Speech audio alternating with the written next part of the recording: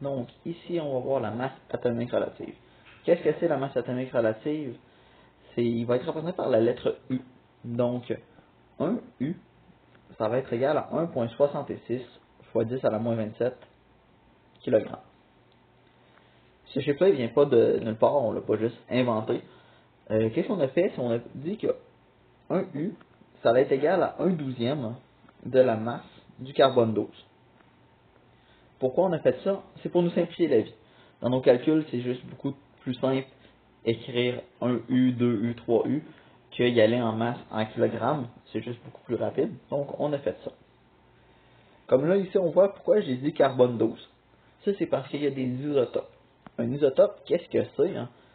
Ça va être un atome, par exemple le carbone 12. Il va aussi exister le carbone 13, carbone 14.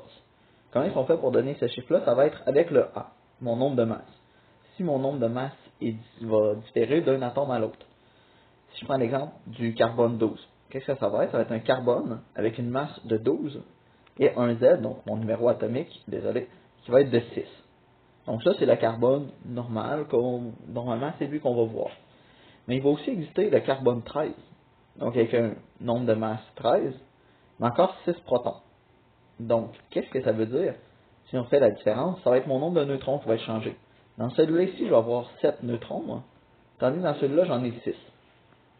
C'est ça les isotopes. C'est quand que j'ai des nombres de neutrons différents d'un atome à l'autre. Ça va jamais être le nombre de protons qui va changer dans les isotopes, parce que si je change le nombre de protons, je vais changer mon numéro atomique, donc j'ai pas le même atome, tout simplement. Donc, un isotope, c'est ça. C'est quand on va changer de nombre de neutrons. Qu'est-ce que ça va impliquer dans ma masse? La chose, c'est que je vais trouver, par exemple, de l'oxygène. Il va y avoir de l'oxygène 16, de l'oxygène 17 et 18.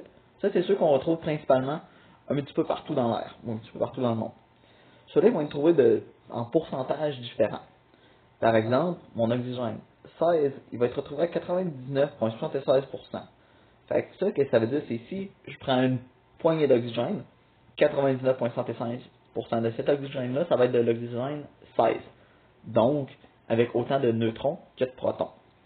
Tandis que l'oxygène 17, il va être retrouvé à 0,4% et le dernier à 0,20%.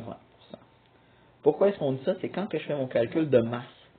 Je ne vais pas seulement prendre la masse de celui que je trouve le plus, je vais y aller de façon relative. Donc, on va faire une moyenne, on peut dire. Donc, qu'est-ce que je fais exactement? Je vais dire, relatif à la masse totale, c'est quoi ma masse de l'oxygène 16? Calcul, ça va rendre ça un petit peu plus simple.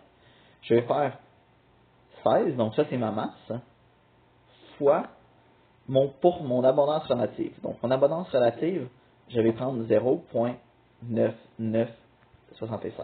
Je ne vais pas le prendre en pourcentage, je vais juste diviser par 100. Mon chiffre ici, je le divise par 100, ça va me donner par quoi je vais le multiplier, tout simplement. Donc, ça va me donner 15,961. Ensuite, je vais faire la même chose ici, ça va être 17 fois mon abondance, 18 fois mon abondance divisé par 100, tout simplement. Ça ici, ça va me donner 0,006. Ça ici, ça va me donner 0,036. Ensuite, tout simplement, j'additionne ces trois-là ensemble et ça va me donner la masse relative, la masse atomique, je veux dire, de mon oxygène, qui est de 16,1.